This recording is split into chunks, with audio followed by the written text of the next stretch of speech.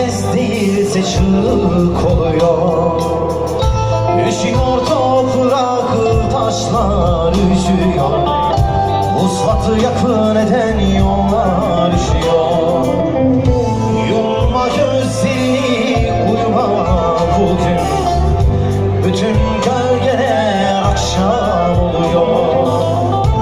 Üşüyor yaprak, dallar üşüyor. Savrulup yırtılan rüzgar üşüyor. Oysa ben senden neler neler isterdim. Senli sevdalarda dolmak isterdim. Sabahlar isterdim asi ve mavi. Büyüsün isterdim ışığın rengi. Ama gel gör ki bedenin bugün sesime ses değilse çığlık oluyor. Üşüyor toprak, taşlar üşüyor. Vuslat yakın eden yollar üşüyor.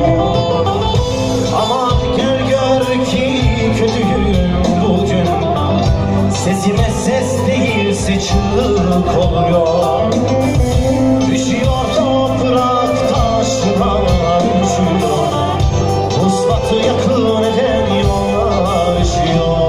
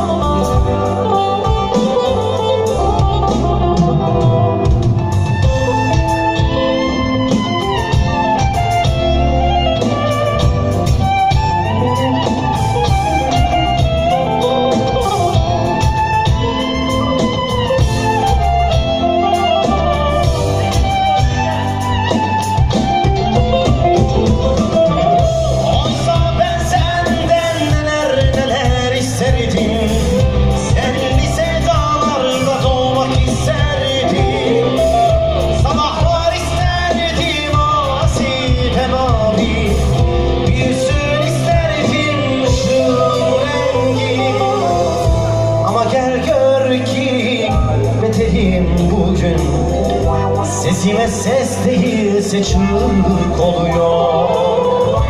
Üşüyor toprak, taşlar üşüyor. Vuslatı yakın